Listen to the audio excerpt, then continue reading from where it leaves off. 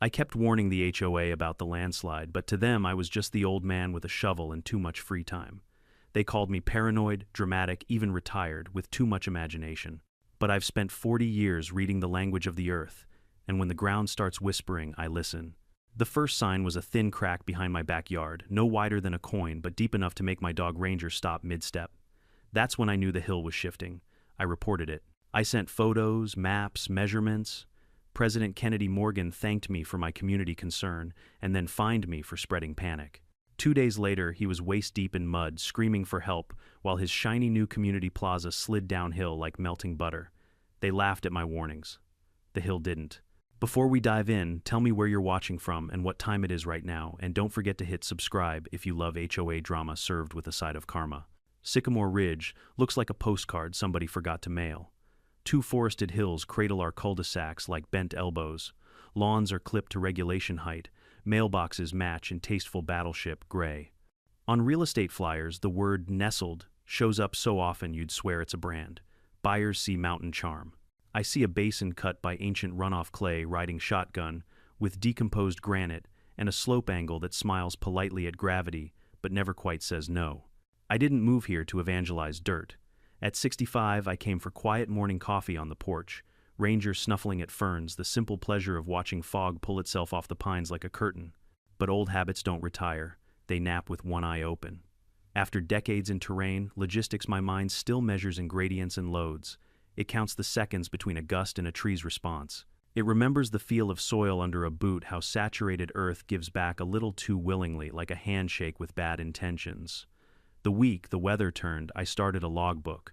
Nothing fancy, date, temp, barometer, rainfall from my backyard gauge, and a column labeled notes. Day 1, pooling behind the fence after 10 minutes of steady rain. Day 2, fence post near the alder shifted half a bubble on the level. Day 3, a shallow swale near the trail held water that used to find its way out by noon. None of it screamed disaster. All of it whispered trend. Ranger knew before I did. He's a mixed shepherd with a nose like a barometer and the patience of an usher. For years he's trotted the same loop with me, paws soft on dovetail calm. Now he'd plant at the top of the slope and test the air stance stiff, like a statue deciding whether to come to life. The morning he refused the lower path entirely, I took the laser rangefinder and the inclinometer instead of the coffee mug. The grade had steepened a fraction, nothing your knees would notice, but water channels had annealed into hairline streams, cutting clean down the face, a braiding of shiny threads where there hadn't been any 2 weeks ago. I mapped them. It felt a little absurd, sketching contour lines, while the neighborhood Facebook group debated what color string lights were tasteful on porches. But absurd is another word for being early. On my laptop, I dropped the path into a simple elevation model, layered last year's rainfall against the 5-year mean, and marked a handful of spots with a red dot and a note monitor. You don't get points for being dramatic in my line of work. You get points for being precise. The HOA, meanwhile, announced a beautification initiative. The email arrived with confetti graphics and a banner, "Welcome to SYCAMORECOMMONS." It read like someone was auditioning for a brochure.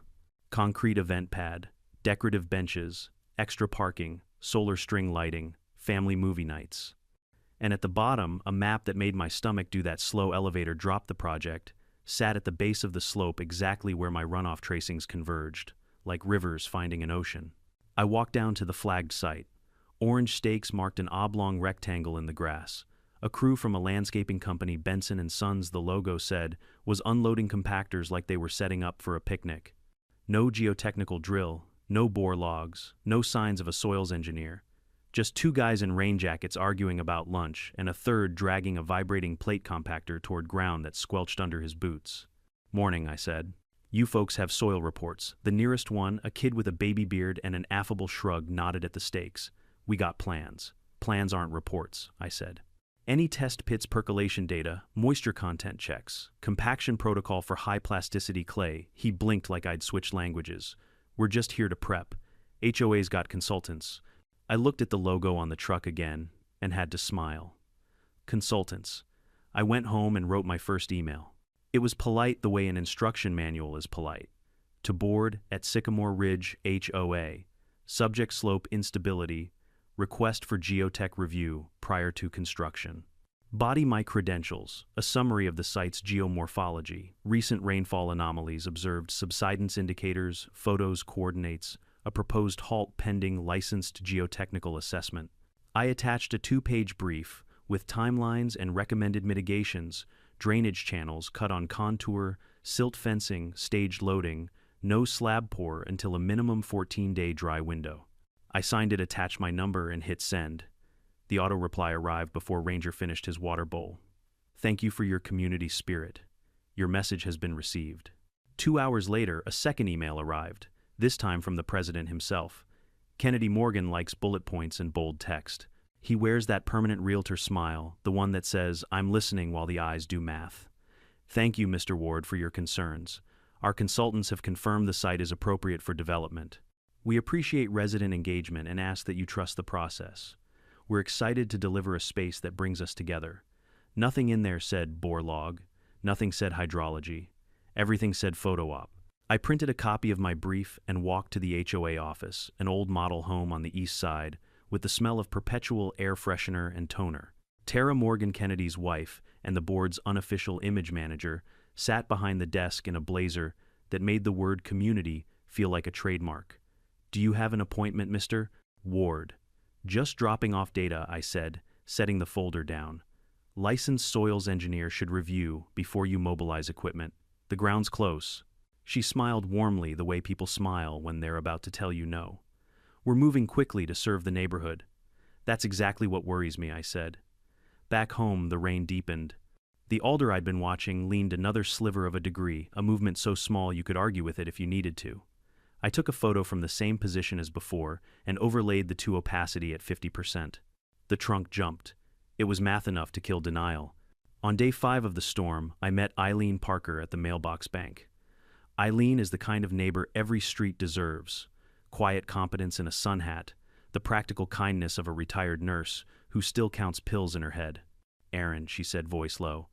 I've got hairline cracks in my basement I've never seen before. Where, I asked. North wall by the sump, and the back patio's dropped a 1/4 inch. I measured. Twice. She was watching the hill when she said it, not me. I liked her more for that. I told her what I'd been tracking, the water channels, the grade, the alder, the compaction issues, the slab plan. I didn't dramatize a thing. I just laid the pieces on the table and let the picture draw itself. My nephew runs a local news blog, she said finally. Quiet, but read by all the contractors. He could shine a little light. Light helps, I said. But the ground is going to do the talking. That night, Sycamore Ridge HOA ignores landslide warnings. Pushes ahead with plaza went up on a site I'd never heard of. It wasn't inflammatory. It just quoted my email, which meant someone forwarded it, showed a photo of the flagged pad sitting in a puddle, and printed a few lines from the HOA's newsletter about progress. The comments were a split-screen, half neighbors, worried, the other half moaning about people who hate change. The board responded the next morning with a mass email titled Clarity and Unity. It thanked residents for their passion, lamented unverified alarmism, and reminded everyone that our community thrives on trust. At the end, a paragraph in italics, please refrain from approaching contracted workers on site. Questions should be directed to the board. Translation, stop talking to the guys with the compactors. I sent a second email, shorter, sharper, attaching new photos, and a rainfall chart, adding a line in bold, recommend immediate halt, pending third-party geotechnical review. Then I called an old colleague. Sarah Miller and I have sweated through hurricane tents and slept on gym floors, while the world reset itself on the other side of cinder block walls. She runs planning for the county's emergency office, now the kind of person who can look at a map and see tomorrow's problem waving. Ward, she said, when she picked up voice, equal parts tired and amused. Tell me you're finally taking up fishing. Wish I were, I said. Send me a licensed geotech if you've got one not already underwater. I sent her the package. She texted back 2 hours later. Got movement indicators. Pushing for eyes on. No promises, red tape rain everywhere. Bureaucracy is a tide you learn to read. You don't fight it. You time your breath. By late afternoon, the site sprouted a fresh set of stakes and a glossy sign mounted on 2x4s, combing soon Sycamore Commons. Underneath a rendering so sentimental it could have been a greeting card, families on benches, string lights, a movie screen under a starry sky. There was no rain in the picture, no mud, just pretty people and a slab that believed in itself. Ranger and I stood at the edge of the tape and listened to the ground. You can't hear a hillside move unless you learn what silence sounds like just before it stops being silence. It's air tightening in the throat of a valley. It's a certain way water hisses when it courses under the skin of the earth instead of over it. It's the absence of birds at hours when birds ought to be there. I sent one more note to the board flagged urgent and copied the city engineering inbox for good measure. For the first time, I added a sentence I don't use lightly: lives could be at risk if loading continues under current saturation. Then I closed the laptop, set the kettle, and leaned at the window with Ranger settling against my boots. The rain drummed, the alder leaned. Somewhere in the distance, a compactor hummed like a stubborn idea. At dawn the next day, flatbeds rolled in at 7:12 a.m., punctual as guilt. A man with a clipboard and an HOA windbreaker, Cole Benson, vice president and owner of the landscaping logo, paced the perimeter while the crew unrolled vapor barrier on ground that would have slurped up a man if he stood still long enough. He saw me over the fence and gave me the kind of smile you save for speed bumps.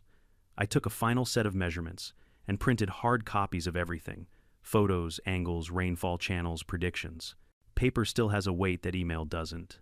I slipped the folder into a plastic sleeve, put on my old field shirt, not a costume, just a tool, and walked back to the office. Mr. Ward, Tara said, smile already deployed.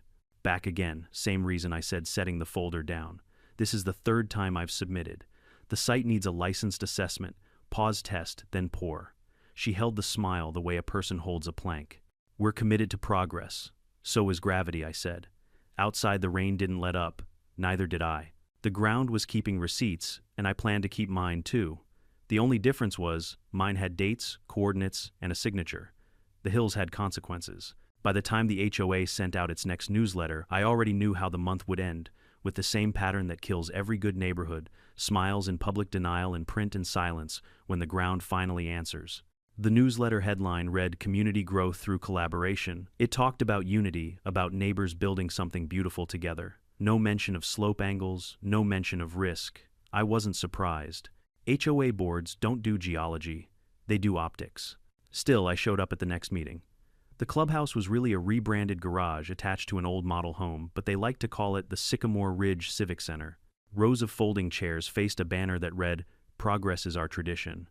On the front wall hung a framed aerial photo of the neighborhood, bright, peaceful, full of lies. I sat in the back, muddy boots, rain jacket, clipboard under one arm. Ranger waited outside, watching through the glass door like my furry security detail. President Kennedy Morgan started the meeting with that realtor grin of his all-white teeth and zero listening capacity. His wife Tara, sitting beside him, nodded dutifully while scribbling notes that nobody would ever read. Next to her, Cole Benson, the vice president, scrolled on his phone like a teenager trapped in Sunday school. Before we get to the budget and landscaping updates, Kennedy said we'd like to open the floor to community feedback. We'll keep comments to 2 minutes per person. 2 minutes. That's what a lifetime of experience was worth to them. I stood up slow but steady and walked to the front. A few neighbors nodded politely. Others pretended to check their watches. I placed my notes on the podium and spoke in the calm, clipped tone that 20 years of military briefings had burned into me. Ladies and gentlemen, I began. I've been monitoring the slope behind lots 35 through 42. The rainfall saturation over the past 2 months has pushed us past the critical threshold for shear failure. I've measured surface movement of nearly 2 inches in the last 10 days. That hill is active. If you continue loading it with construction equipment, it will collapse. The room went still. You could hear the HVAC clicking in the background. Kennedy gave a slow, patient smile, the kind of smile reserved for children and fools. Thank you for your concern, Mr. Ward. Our consultants have reviewed the area and found no imminent danger. I looked directly at him. What consultants? A landscaping and grading firm out of Tacoma. Experienced folks. I let out a dry laugh. Landscaping isn't geology, Mr. Morgan. That's like hiring a florist to run a pharmacy. A ripple of nervous laughter moved through the crowd, the kind that says someone just said what we were thinking but were too polite to clap. Kennedy's eyes narrowed. Mr. Ward, this meeting is for community updates, not fear-mongering. We all want Sycamore Ridge to thrive. Let's not let alarmism distract from progress. Progress, I said? You're building a concrete plaza on liquefying clay. That's not progress. That's hubris with a brochure. Tara whispered something to him, and he forced another smile. Thank you, Mr. Ward. Your time is up. The polite applause that followed sounded like nails on metal. I sat back down, jaw tight, and watched them move on to patio paint color guidelines. Because obviously the shade of beige mattered more than the integrity of the hill we all lived on. When the meeting ended, a few neighbors approached me quietly, the ones who'd actually noticed their fences leaning or their basement doors sticking. "Do you really think it's that bad?" one asked. "It's worse," I said simply. That night, I sent another package to the city engineering department, this time marked Urgent Hazard Review Request. I attached every dataset slope, photo, and rain accumulation chart I had. Bureaucracy moves slower than erosion, but at least paper trails leave scars. 2 days later, a letter appeared in my mailbox with the HOA logo on top. Subject violation notice. Misinformation and interference. Dear Mr. Ward. This letter serves as a formal reminder that spreading unverified geological claims and approaching contractors during active work hours constitutes interference with an approved HOA project. Please cease these actions immediately to avoid fines or disciplinary measures. Respectfully, the Sycamore Ridge HOA Board. They fined me for caring. I taped the letter to my refrigerator as a reminder of what arrogance looks like in writing. That evening, I walked Ranger down the trail. The rain had softened the air, and fog hung over the slope like a ghost, unsure whether to stay or leave. The alder I'd been tracking was now leaning a full 3 degrees. The base of the tree bulged where the soil was beginning to heave. Ranger sniffed the ground, whined, and backed away. "Yeah," I muttered. "I feel it too." Back home, I opened my old field toolkit, the one that still smelled faintly of diesel and jungle mud from Peru. I set up a makeshift monitoring line with stakes and fluorescent cord measuring every quarter-meter of movement. Then I mounted a GoPro on the railing, angled it toward the hill, and programmed it to take time-lapse photos every 10 minutes. If the city ignored me too, I'd have footage that couldn't be dismissed. 3 nights later, Eileen Parker knocked on my door holding a mug of coffee and a face that said she'd seen enough. "Aaron, my basement's cracking. The north wall.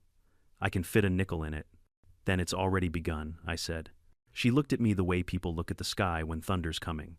"What can we do?" "Document everything. Take photos, timestamps, measurements, and if you see water pooling behind your house, call me immediately." She nodded, brave but shaken. Before leaving, she asked quietly, "Do you think they'll listen now?" I smiled without humor. "They'll listen when the hill does the talking." The following morning, the HOA sent another cheerful email blast. "Community celebration this Saturday. Coffee and donuts on the new concrete pad. A ribbon-cutting ceremony. Speeches about progress." I almost laughed myself off the porch. That same day, my phone buzzed with a call from Sarah Miller at the county emergency office. "I pushed your data through unofficially," she said. "Had one of our geotech guys look at it." His words, not mine. "Significant subsurface saturation slope nearing critical failure threshold." "You were right. Can you issue a stop order?" I asked. "I'm trying.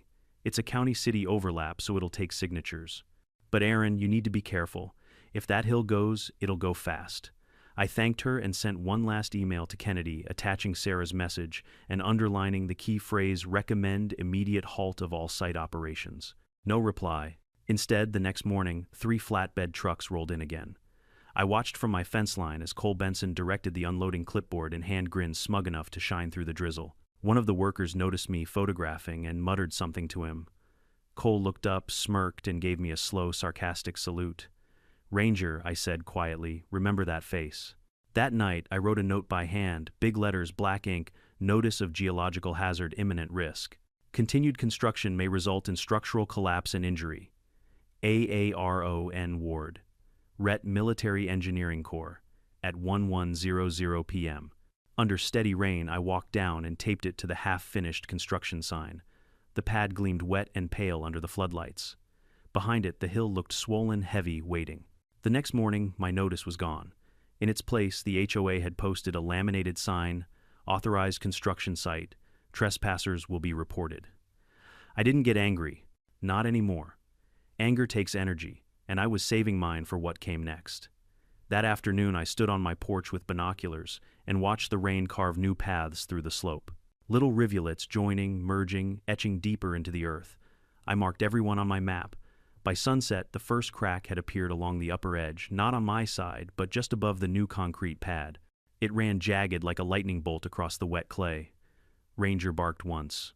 I looked at the sky dark and swollen with another incoming storm. "Not yet," I whispered, "but soon." Inside, I checked my GoPro footage.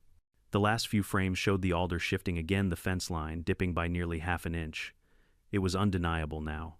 I compiled everything: photos, charts, timestamps, weather data, into a single PDF titled Sycamore Ridge Slope Movement 48-Hour Summary. Then I attached it to an email with the subject line, Final Warning Active, Landslide Conditions. Recipients HOA Board, City Engineering County Emergency Office, Local News Desk. The message was short. This is not speculation. This is physics. You are endangering lives. I hit send.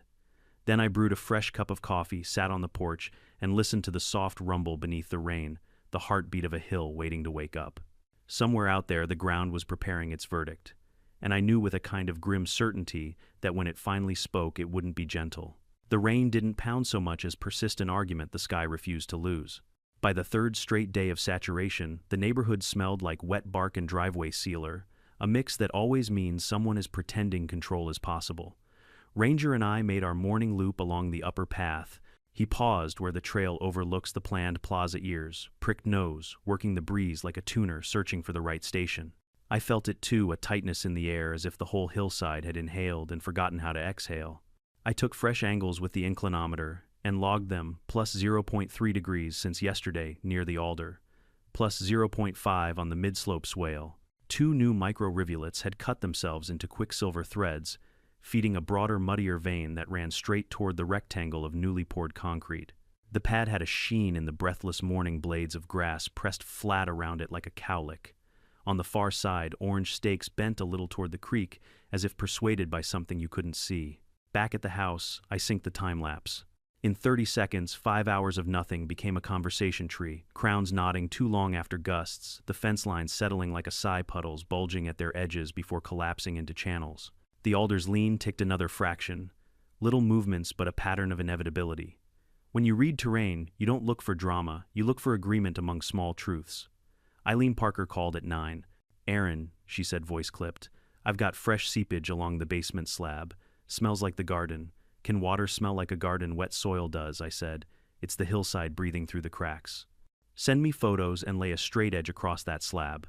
If you've got differential lift, I want it time-stamped." She was back on the line 10 minutes later.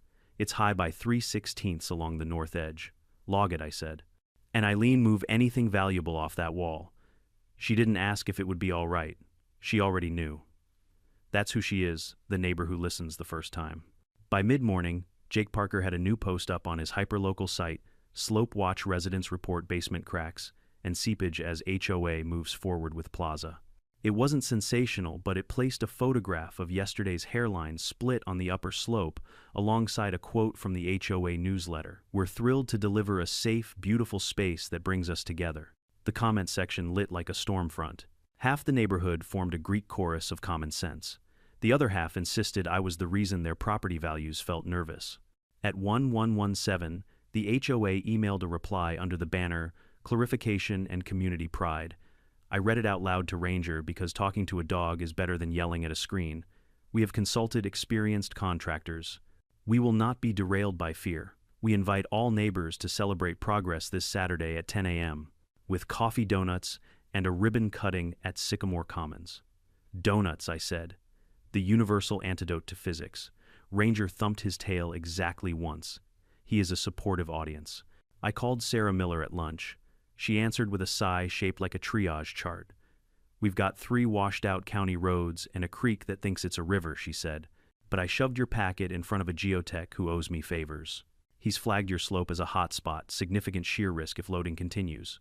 "Can he put that in writing?" I asked. "In an email, yes. In an official notice, not yet. We need field verification for that, and the field is drowning." "Email is fine," I said. "Paper first, signatures later. That's the order of survival." While I waited, I put on the field shirt again, not for theater, for pockets. I walked the property line with flagging tape and dropped 3 more stakes into the soft ground, marking the telltale little hollows forming along the slope spoon-shaped sags that only exist when the subsurface picks a direction, commits to it. I snapped photos from the same spots as before, matching the framing, so anyone could lay one over another and see the land shifting like a slow bruise. The email from the county geotech arrived at 2:03 p.m. Preliminary observation desk review. Subsurface saturation, likely given rainfall totals versus 5-year mean. Observed indicators of shallow translational failure, surface cracking, leaning vegetation pooling. Recommendation: halt surface loading and slab work pending site inspection. risk escalating under current precipitation. I forwarded it to the HOA, the city engineering inbox, and because some truths should be public, the neighborhood list. I didn't add commentary. I didn't have to. The subject line said everything County Geotech Halt recommended at 3:12 p.m. The HOA replied with something that looked like it had been drafted by an attorney who bills in 6-minute increments. While we respect the county's diligence, the recommendation reflects a desk review, not an on-site assessment. Our project remains compliant. Then they doubled down on Saturday's celebration, bolding the word together twice for luck. I spent the late afternoon outside in the rain, doing the unglamorous work of a man who knows what's coming and refuses to be surprised by it. I set a datum stake at the fence corner and ran a taut nylon line to a second stake upslope, marking both with paint so I could see if the distance changed by even a hair. I jammed 2 cheap crack gauges into gaps along the upper seam where the clay slab had started to split. I made a list on a yellow pad: flashlights, batteries, whistle, med kit, rope. Then I set the list on the foyer table beside my keys and a pair of work gloves worn smooth by lives. I don't talk about much. A wind gust shook the firs and made the phone lines sing. The sky went a color I don't trust, too bright, too flat. Ranger stood at the slider and stared quiet as a thought you can't pin down. I opened the door and let the wet air in. It smelled like moss and metal. At dusk, Eileen texted a photo of her patio with a tape measure spanning a new drop. 1/4-inch south edge. The sump's running constantly. Leave it, I wrote back. Don't fight the water, it's telling us the map. At 9, someone banged on my door like the end of a movie. It was Cole Benson. Rain slicked off his HOA windbreaker in glossy sheets. He didn't bother to step back from the threshold. You keep scaring people, he said, voice low. Posting your little emails. You want to tank values. Because that's how you tank values. Values survive reality checks, I said. They don't survive lawsuits and body bags. He puffed up like a man who likes his reflection. We've got this under control. Show me the bore logs, Cole. He blinked. The what exactly, I said, and closed the door. I made coffee because ritual is ballast. I watched the time-lapse again, slower this time, as if the hill would tell me a secret if I were patient. The crack gauge showed the faintest of shifts, 1 hairline tick wider over the last 4 hours. My nylon line sagged imperceptibly. I tightened it again and wrote the new length in the logbook. The kind of data nobody cares about until they're ankle-deep in the consequences. At 11:06 p.m., my inbox pinged with a city auto reply. Your message has been received. The phrase had become a chorus. I printed my final warning anyway in thick black letters, so no one could claim they hadn't seen it. I am imminent landslide, risk halt all work. AAR own Ward Ret, Military Engineering Corps. I slid it into a plastic sleeve, grabbed duct tape, and pulled on my rain shell. Ranger watched me like he wanted to argue. Stay, I said. He didn't. We reached the clubhouse under a steady sheet of rain and taped the notice right beside the HOA's celebration poster. My ugly truth fused to their pretty picture. Coffee donuts, imminent collapse. Choose your adventure. On the walk back, Ranger froze and emitted a sound. I've only heard twice, a low, sustained growl that comes from someplace older than training. I followed his gaze to the dark seam of the tree line above the plaza. It wasn't moving, not yet, but the silence had shifted key. Just after midnight, Sarah called. I got a partial, she said. We can issue a soft advisory in the morning if the rain continues. Aaron, if you can convince them to cancel the event, do it. I can't convince a mirror it's a reflection, I said. I'll try anyway. I sent Kennedy a final note. No rhetoric, just 2 sentences. The county desk review recommends a halt. Cancel the event. If people get hurt, you own it. His out-of-office response arrived in under a minute. See you Saturday at Sycamore Commons with a smiley face I will remember until my last day. I didn't sleep. Sometimes you don't, not because of fear, but because you owe alertness to the next hour. I sat at the window with Ranger at my feet and listened to the house, listened to the rain. You can feel a pressure change through glass. At 3:41 a.m., the barometer dropped a notch. The air thickened as if the room were being slowly carried down a hallway. I stepped onto the porch. Somewhere on the slope, a root snapped, sharp, fast, unmistakable. A small sound out of place in the rain, the way a dropped fork is loud in a quiet kitchen. At 4:09 a.m., headlights rolled into the cul-de-sac below, then crept toward the taped site. I watched from the dark binoculars, cold against my face.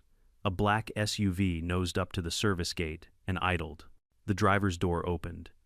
Kennedy Morgan stepped out into the rain in a hooded jacket that cost more than one of my crack gauges.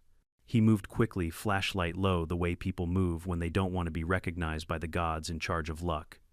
He crossed to the utility box that feeds the plaza lights, popped it, and did something with his hands. The string lights along the fence blinked and died. He stood there for a long moment, just breathing. Then he got back in the SUV and disappeared the way the guilty try to slow enough to look calm, fast enough to leave. I took 3 stills off the time-lapse feed and saved them to a new folder labeled Pre-Event Kennedy. No speculation attached, just the images and a timestamp. The truth doesn't need commentary, it just needs daylight. By first light, the rain had eased into a fine mist, the kind that tricks you into believing a storm is considerate. I filled a thermos, checked my med kit, and walked Ranger to the ridge. Down below, a cluster of folding tables waited under pop-up canopies. Volunteers moved like ants between boxes of paper cups and white pastry boxes. Someone tested a microphone. The speakers hissed and then cleared. The new concrete pad shone like a promise it couldn't keep. I stood there a long minute with my hand on Ranger's ruff and said, "The thing you say when you've done everything you can do and now the hill owns the next line." "Not yet," I told it, "but you're close." Saturday dawned gray, the kind of gray that doesn't move, doesn't promise, doesn't forgive. You know that color. It's the sky's way of saying, "I warned you." From my porch, I could already hear voices echoing from the lower slope. The HOA's celebration was underway. Balloons bobbed along the new fence line, defying the drizzle. Someone had dragged out a coffee urn and a folding table covered with paper napkins. A banner stretched across 2 metal poles, read in bright, cheerful blue, "Sycamore Commons, where community grows." I almost laughed. The only thing growing was the pressure underground. Ranger stood by the steps, tail low, uneasy. He'd been restless all night, pacing between the window and the door. Dogs know before people do, always have. At 8:30 a.m., I went down anyway, not for the coffee or the speeches, but because I needed to witness the final act. If I was wrong, I'd look paranoid. If I was right, there wouldn't be time for "I told you so." By the time I reached the lower path, a crowd of maybe 30 had gathered. There was Kennedy in his best navy jacket, shaking hands, smiling like the storm itself had RSVP'd. Beside him, Tara handed out paper cups of coffee, as if caffeine could reinforce soil. Cole Benson, clipboard under one arm, supervised 2 men adjusting a ribbon across the center of the slab. I stood at the edge of the caution tape just outside the crowd. Mud clung to my boots, my jacket, and the bottom of my jeans. Kennedy saw me and smirked like a man who thought the world had a script, and he was still the star. "Morning, Mr. Ward," he called across the chatter. "Glad to see you joining us in celebration this time." "Celebration," I said. "That's one word for it." He ignored the tone. Of course he did. Denial makes people fluent in sarcasm. I scanned the site while they made small talk. The slab looked wrong. You learn to read concrete the way a doctor reads faces. This one was pale, streaked darker in places where moisture seeped from underneath. Along its western edge, the surface had cracked hairline thin, a faint, jagged lightning scar. Ranger tugged at his leash and whined. His paw sank half an inch into what should have been firm ground. I bent, pressed my fingers to the soil. It quivered. That's not poetic exaggeration. The ground literally pulsed, breathing slow and heavy like something alive beneath it. Kennedy tapped the mic attached to a small speaker. The feedback squealed. "Good morning, neighbors. Thank you for coming out to celebrate the future of our community." Future, I thought. You're standing on its grave. He went on. "When we first envisioned Sycamore Commons, we wanted a space that symbolized unity, strength, and trust." "Maybe start with listening," I muttered, but the applause swallowed it. Then came the speeches, one from Dana Wells, the secretary, about our shared values, another from Tom Erickson, the treasurer, about budget efficiency. I'd sat through enough boardrooms in war zones to know filler when I heard it. All the while the wind shifted. The rain returned soft at first, then steadier. When Kennedy raised the ceremonial scissors, the first tremor rolled through the crowd. A faint vibration underfoot, subtle enough that most thought it was a passing truck. But my stomach dropped. I felt that kind of tremor before in Peru, Afghanistan, Washington State, name your hillside. It's the ground exhaling after holding its breath too long. I stepped forward. "Kennedy," I shouted, "shut it down. Now." He looked up annoyed. "Aaron, please." Now the microphone squealed again as he lowered it, half smiling, trying to keep his composure. "Let's not ruin the mood with more of Mr. Ward's doomsday scenarios." The next tremor cut him off. Louder, longer. The coffee cups on the table rattled, and someone gasped. A crack sharp and wet snapped through the air like a tree breaking. Then came the sound that makes every geologist's blood run cold, a low rolling grind like the world itself shifting gears. "Everybody off the pad," I yelled. "Get to high ground now." The smile died on Kennedy's face. He opened his mouth, maybe to argue, maybe to command, but the hill answered before he could. The slope above the plaza convulsed. A line of alder trees tilted in eerie unison. The ground bulged, rose, and then collapsed like a lung deflating. Mud surged forward, thick and fast, carrying logs, roots, and broken fence posts. Screams filled the air. Coffee spilled. Chairs overturned. The banner tore free, whipping into the air, as if retreating from the chaos it once advertised. I grabbed Eileen by the arm and pulled her back from the edge. Ranger barked furiously, leash taut. The mud swallowed the far corner of the slab with a wet roar, dragging 2 metal benches with it. Kennedy froze for half a second too long, then bolted. Tara stumbled behind him, her shoes suctioned by the muck. Cole tried to pull at the ribbon like it was going to save him. It didn't. The slide didn't move like water, it moved like thoughtless anger, slow and unstoppable. Trees bent their roots, ripped free like snapped cables. The newly built retaining wall cracked, buckled, and folded like cardboard. "Ranger heel," I yelled, and sprinted along the perimeter trail, trying to guide people up toward the cul-de-sac. Mud spattered my jacket. Behind me, the sound deepened a grotesque harmony of rockwood and gravity. Halfway up the path, I turned back. Kennedy and Tara were knee-deep, clawing their way toward solid ground. Cole slipped, caught himself on the rim of a buried fence, then lost his footing again as the wave of mud surged around him. I jumped the guardrail and waded in water and earth rising past my boots. "Over here," I shouted. "Grab my hand." Kennedy reached first, his once perfect jacket soaked in filth. I hauled him forward just as a chunk of the slab behind him disappeared into the flow. Tara followed, sobbing, trembling. Cole wasn't so lucky. He went down to one knee, swallowed halfway before finding purchase on a jutting pipe. I grabbed the back of his collar, pulled with everything I had, and felt something tear fabric, not flesh. Together we stumbled toward the slope's edge until we hit stable ground. By the time emergency sirens cut through the rain, the worst of it had passed. The hill had spoken and then gone still, as if satisfied. The once smooth concrete plaza was gone, replaced by a mangled scar of mud-splintered wood and twisted steel. One of the flatbed trucks had slid sideways, half buried in sludge. The banner lay tangled in branches, its slogan smeared and unreadable. Kennedy collapsed beside me, gasping, mud streaking his face. He looked at me with eyes wide and unfocused, like he'd finally realized he wasn't the main character in this story. "You," he coughed. "You knew. I warned you," I said simply. He stared past me at the ruin below, at the crater where his legacy project had once stood. We could have died. "Some warnings," I said, "are meant to save people who don't want to be saved." A paramedic arrived, taking his vitals, while others rushed to the edge with ropes and stretchers. Eileen helped Tara wrap a blanket around her shoulders. Ranger sat beside me, chest heaving, ears back. As rescue crews combed the debris, one firefighter turned to me and said, "You, the guy who sent the county those warnings." "Yeah," I said. "Good thing you did. Without that footage, we wouldn't have known how unstable this slope was. This could have buried half the lower street. Could have." 2 words that mean everything in a world where seconds decide survival. By evening, the site was cordoned off with yellow tape. Reporters had shown up, cameras flashing through the fog. I stood near the patrol car, giving my statement to a sheriff's deputy. When I finished, he shook his head. "Board's gonna have a hell of a time explaining this one." "Yeah," I said. "Gravity doesn't negotiate." He cracked a tired smile and walked off. As floodlights flickered across the ruined slope, Kennedy limped toward me, his expression hollow. "Aaron," he rasped. We'll make it right." "No," I said. "You'll make it real." He didn't have a comeback.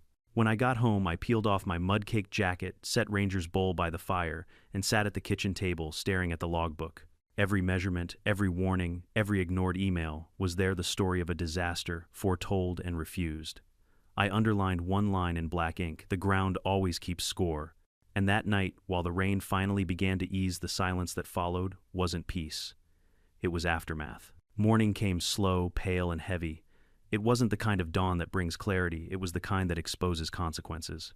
Mist hung low over the valley, and from my porch, Sycamore Ridge no longer looked like the neighborhood I'd known for 7 years. The hill behind it had changed shape, its once smooth slope now a jagged wound carved into the earth, steaming faintly under the weak sun. The slide had stopped just short of the lower cul-de-sac. Another 30 feet, and it would have taken out 2 houses entirely. The fact that nobody died wasn't luck.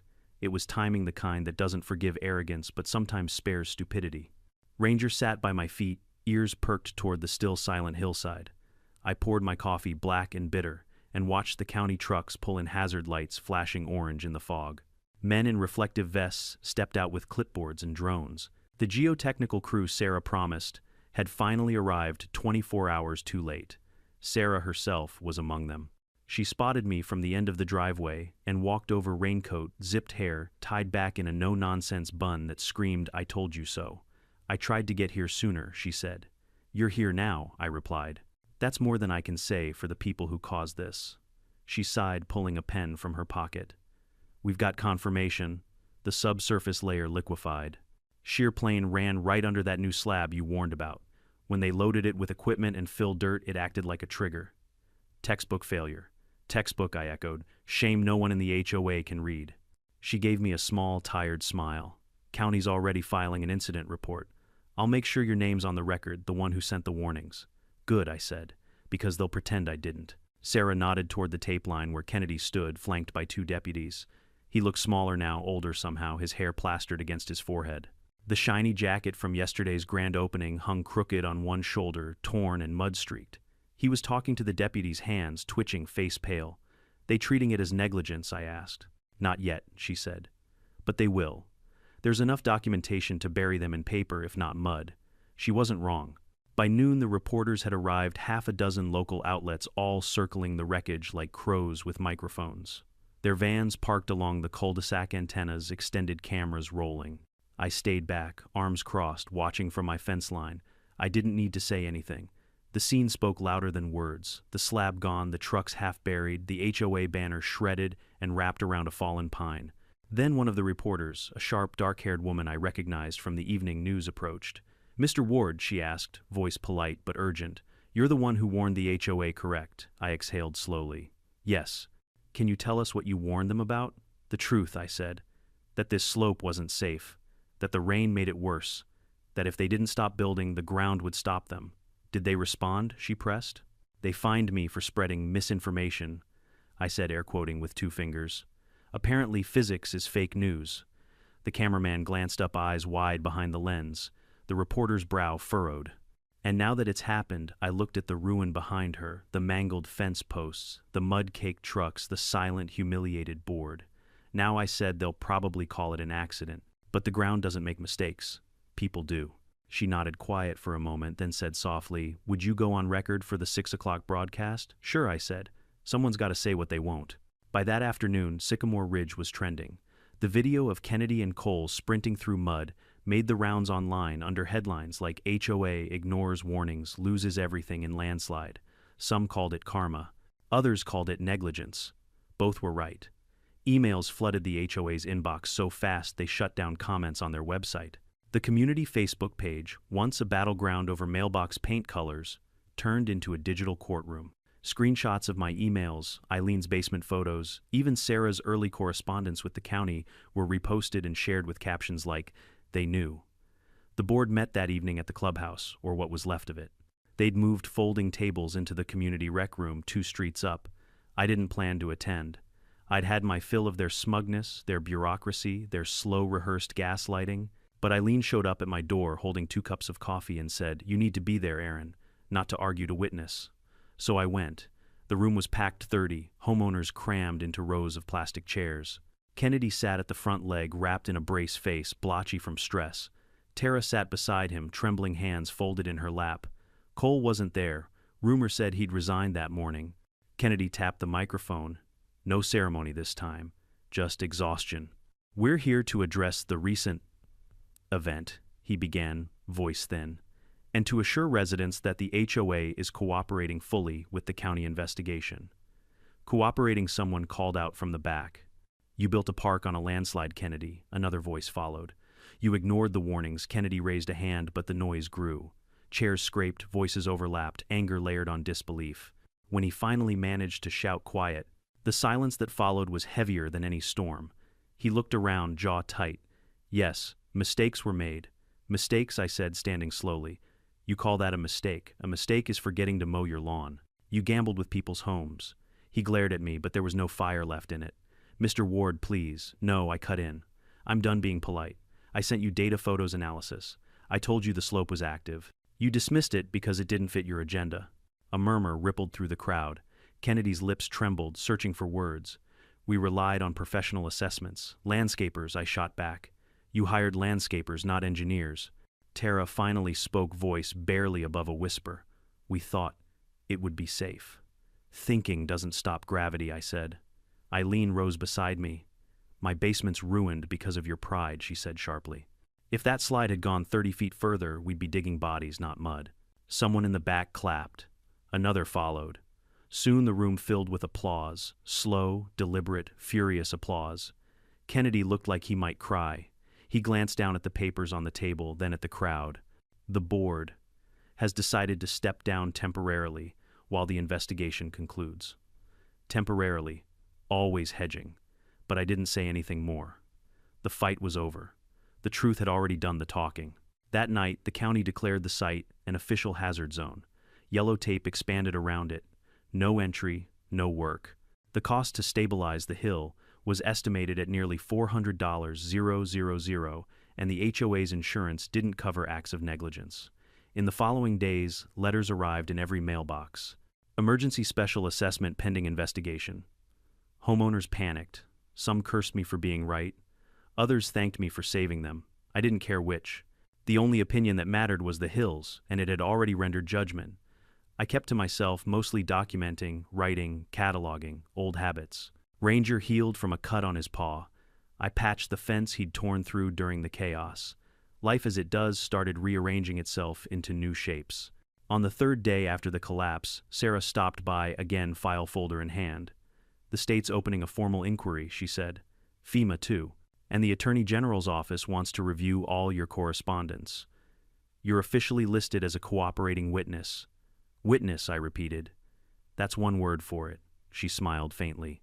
Heroes sound too glamorous. I'm not a hero, I said. Just a guy who listens when the ground talks.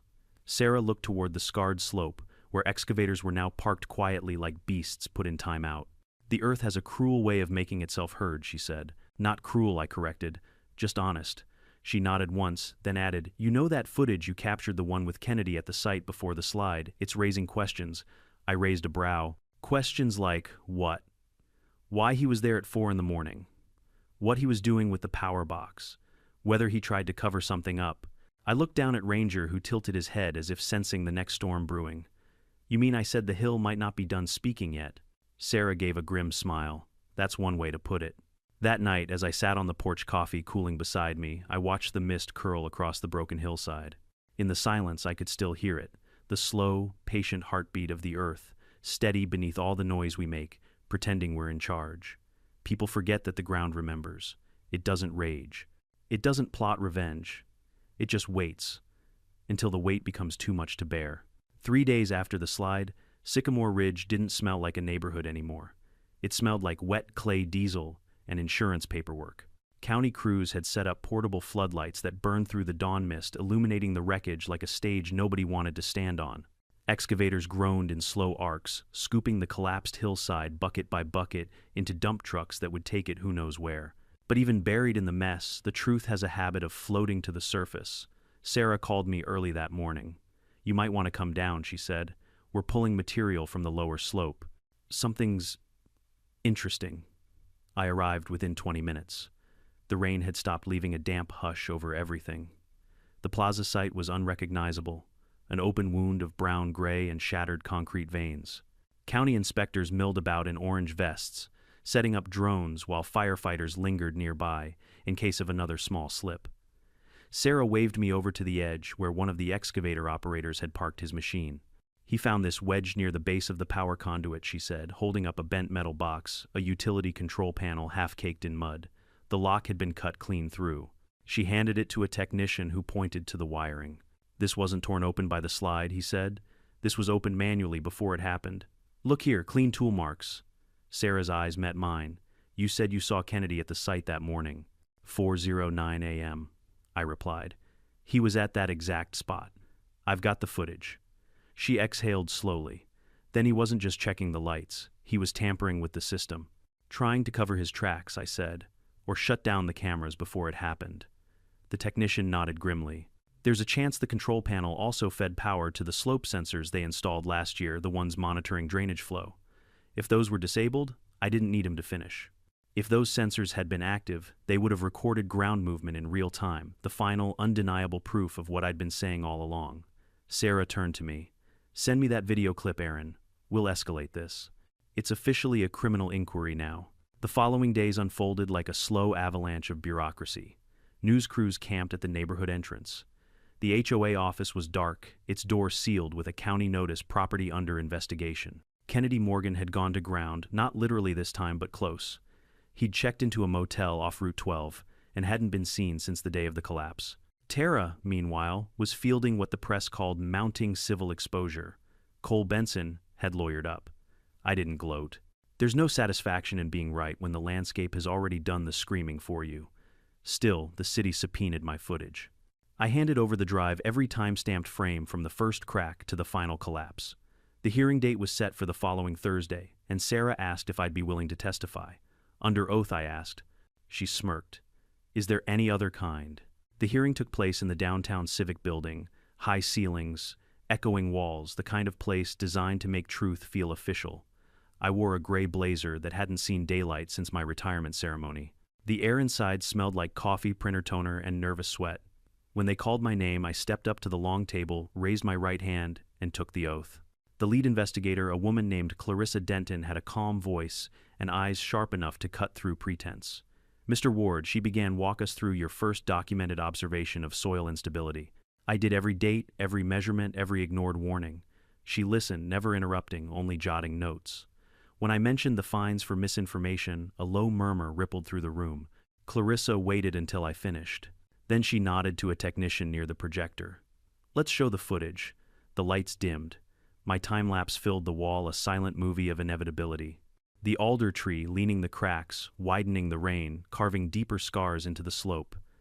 Gasps echoed through the chamber as the first frame of the collapse rolled. Then finally, the image I'd captured at 4:09 a.m. appeared, Kennedy flashlight in hand, crouching beside the power box. Clarissa froze the frame. Mr. Ward, she said, can you confirm the identity of this individual? Yes, that's HOA President Kennedy Morgan. Was anyone authorized to access this site at that time? No, I said. The area was under a safety advisory pending review. Clarissa folded her hands. In your professional opinion, could this act have contributed to the slide's severity or timing? I looked straight ahead. Disabling the power likely cut off slope monitoring. That means no automated alert system, no real-time data. It didn't cause the hill to move, it just blinded everyone when it did. Silence. Then the low hum of whispers. Clarissa nodded. Thank you, Mr. Ward. That will be entered into the record. I stepped back to my seat as Sarah took the stand next, presenting the county's findings: failure due to oversaturation, improper grading, unauthorized fill material, and lack of compaction standards. Words like gross negligence and reckless oversight peppered her testimony. When Kennedy's attorney spoke, he tried the usual dance: unforeseeable weather conditions, community good faith, unprecedented event. But every defense sounded hollow against the data projected on the wall. At one point, Kennedy himself spoke, voice trembling. We never meant for this to happen. We trusted the information given to us. Clarissa raised an eyebrow. Even after multiple written warnings from a licensed engineer, he hesitated. We believed he was exaggerating. I almost laughed, not out of humor but disbelief at how small arrogance looks when it's cornered. By the end of the hearing, the verdict was clear. The HOA board was being referred to the state attorney's office for formal charges: reckless endangerment, tampering with public safety systems, destruction of county-monitored infrastructure, and willful suppression of safety warnings. The headlines came fast. HOA president under fire after ignoring engineers' warnings. Sycamore Ridge disaster sparks statewide HOA reform bill. The neighborhood that once prided itself on uniform mailboxes was now famous for mud. Eileen stopped by my house that evening holding a casserole dish and a newspaper. They're calling you the man who saw it coming, she said with a smile. Better than what they used to call me, I said, accepting the dish. Hero suits you better than paranoid retiree, she teased. I'll settle for guy who listened. We stood quietly for a moment, looking toward the hill. The sun was setting behind it now, lighting up the raw soil in shades of orange and red like the land was healing but not forgetting. Eileen exhaled. They're saying it'll take 6 months just to stabilize the slope, maybe a year before it's safe to rebuild. Good, I said. Maybe it'll give everyone time to remember how close they came. She nodded. You ever think about joining the new board? They're holding open elections after the investigation. I chuckled. Me, I've had my fill of committees. I work better from the outside, fewer meetings, more truth. Later that night, the neighborhood lights flickered back on. Power had been restored, though not everyone stayed. Half the residents had already listed their homes online, terrified their property values were as unstable as the soil. The rest stayed out of stubbornness or pride, hard to tell which. I sat on the porch with Ranger and listened to the distant hum of the generators. Somewhere beyond the ridge, an owl called low, deliberate, ancient. The ground was quiet again. For now, I knew better than to think silence meant safety. Sometimes silence is just the earth taking its next deep breath, and I'd be there to listen when it exhaled again. 2 days later, Sarah texted me one last photo, the recovered control panel cleaned and cataloged with the serial number visible. Attached was her message: confirmed slope sensors disabled prior to collapse. Investigation expanding to include evidence tampering. I stared at the photo a long time before replying. The ground remembers everything. Now the law will too. That night I finally slept. Deeply, dreamlessly, the kind of sleep that comes when the noise has finally caught up to the people who tried to bury it. But even in my dreams I could still hear it, the faint echo of mud moving trees, cracking the earth, whispering its last warning. You were right, Aaron. But they had to learn the hard way. Spring came late to Sycamore Ridge. Maybe the earth needed time to forgive. For weeks after the last hearing, the hill sat quiet under tarps and scaffolding a scar slowly turning green at the edges. County crews seeded it with fast-growing ryegrass, staked new drainage lines, and drove steel anchors deep into the slope. 20-foot rods meant to hold back what arrogance had unleashed. To the untrained eye, it looked peaceful again. But to me, it was the same wounded animal breathing through stitches. You can make the surface pretty, you can't make it forget. Ranger and I resumed our morning walks, though the air smelled different now. Damp soil, concrete dust, and a trace of something metallic. The kind of smell that lingers after a long fight. Neighbors nodded at me as I passed. Some smiled, some looked away. Everyone knew who I was now, the man who warned them. Half the houses along the lower cul-de-sac stood empty foreclosure notices in the windows. The rest bore signs that felt both desperate and defiant, Stronger Together rebuting Hope, thank you first responders. Hope is cheap paint, it chips easy. I wasn't angry anymore. I was tired. But tired has its own kind of clarity. One morning as the fog rolled in low over the rooftops, a car pulled up to my gate. It was a dark sedan with government plates. Sarah stepped out, clipboard in hand, wearing that same worn look of someone who's been fighting paperwork wars on too little sleep. You still keeping that logbook? She asked. Every day, I said, patting the weatherproof pouch clipped to my belt. Old habits. She smiled faintly. Good, because you might want to log this too. She handed me an envelope, official seal. State of Washington, Department of Environmental Quality. I opened it carefully. It was the final report. Conclusion. The Sycamore Ridge landslide was not an act of nature. It was a preventable event caused by unapproved grading, unauthorized fill material, and deliberate disabling of monitoring systems. Responsible parties: Sycamore Ridge HOA, Board of Directors, including President Kennedy Morgan, Vice President Cole Benson, and Secretary Tara Morgan. Result: permanent loss of common area development rights. Mandatory restitution and state supervision of HOA functions for a period of 5 years. I read it twice, then a third time. So that's it, I said. They're finished, mostly, Sarah said.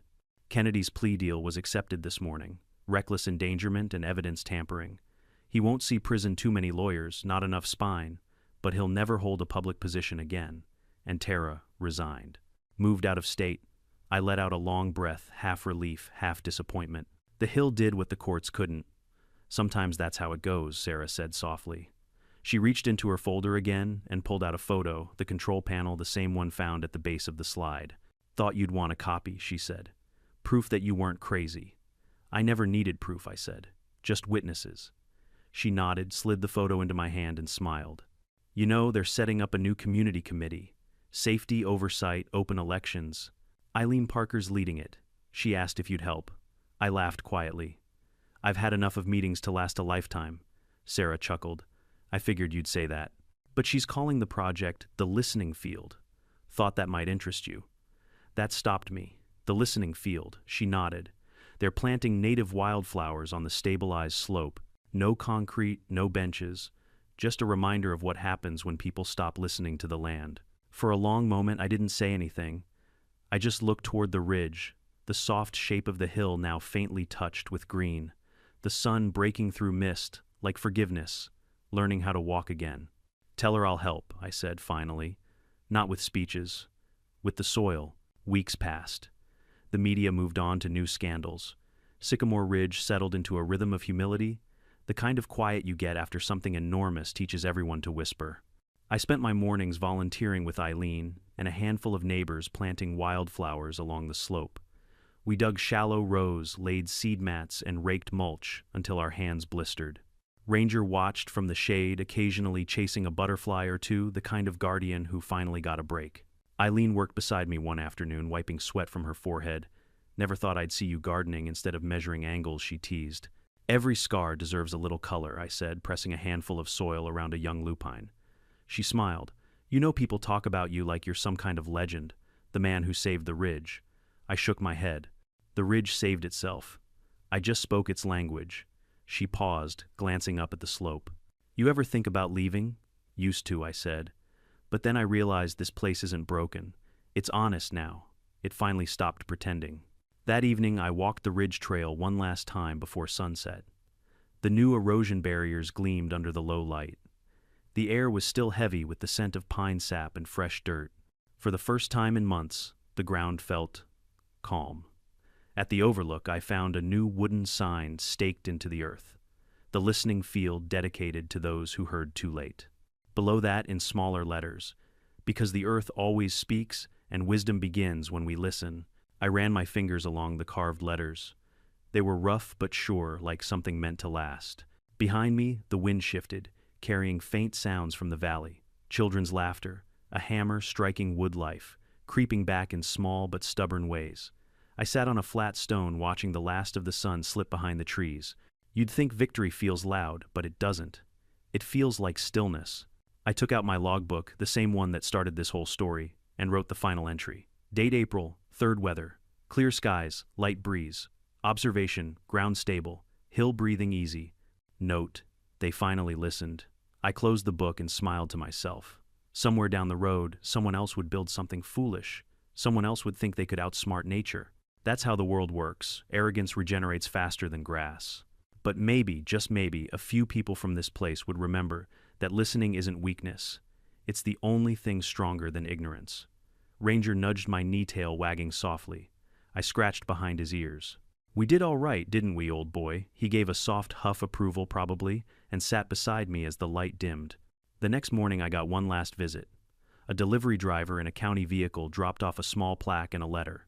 The plaque read, in recognition of Aaron Ward, for vigilance, integrity, and service to community safety. Presented by the State Department of Emergency Management. The letter was from Sarah. Some heroes wear uniforms, some just pay attention.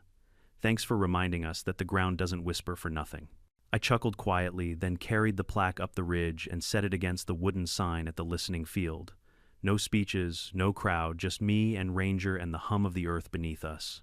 I stood there a while, feeling the faint vibration under my boots, the same heartbeat I'd felt the day it all began, only steadier now. Then I whispered back, message received. Sometimes the world warns us softly, a crack in the concrete, a shifting fence post, a gut feeling that something isn't right. Most people ignore it until the noise gets too loud to pretend it's not there. But the truth, the earth never shouts first. It starts with a whisper. So maybe the lesson isn't about mud or HOA politics. Maybe it's about listening, really listening before the warning becomes a disaster. Because arrogance might build walls, but wisdom plants roots. If you've made it this far, tell me where you're watching from, city, state, or country. And let me know, have you ever ignored a small warning that turned into something big? And don't forget to hit that subscribe button if you believe in stories that make us think, laugh, and maybe listen a little harder next time. The ground's always talking. You just have to care enough to hear it.